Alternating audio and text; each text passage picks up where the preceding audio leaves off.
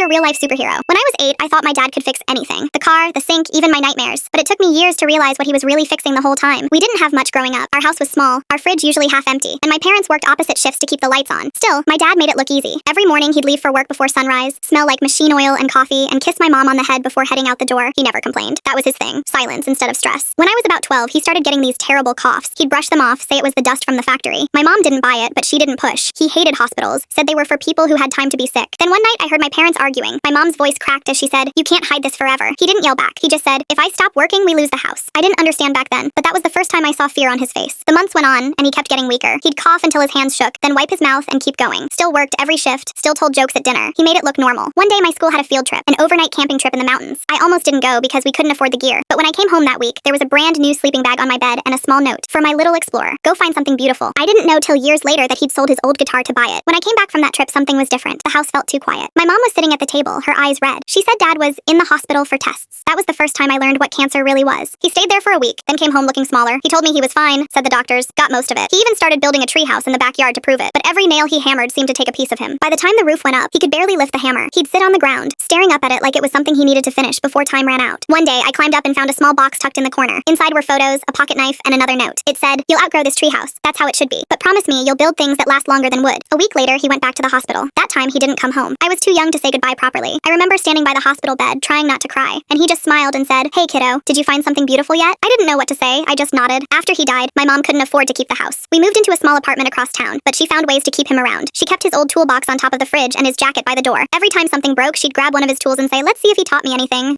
Years later, when I turned 20, I went back to that old neighborhood. The treehouse was still there, half rotten, but standing. The box was gone, but in the corner of one wall, scratched into the wood, was something I'd never noticed before. It said, "Keep building." That night I finally cried for real. Now I'm 27. I work as a mechanic, same trade he did. Every time I fix something, I hear his voice in my head, calm and steady, saying, "There's always a way." People think superheroes wear capes. Mine wore grease-stained shirts and kept spare change in a coffee tin. He didn't save the world, but he saved ours, one small repair at a time. And here's the part I never told anyone. Last month, my mom gave me something. She said she'd found it behind an old photo frame while cleaning. It was another note, folded so many times the paper felt thin as cloth. It said, "If you're reading this, I'm proud of you. Whatever you're doing, keep going. You were always the best thing I ever built." I've read it 100 times. It still hits me the same. So when people ask who my real-life superhero is, I don't think twice. It's the man who built a life out of nothing, who worked through pain without ever asking for applause, who taught me that strength isn't loud, it's quiet, it's steady. And sometimes it leaves you a note hidden in a treehouse. Who's the real superhero in your life? Comment below.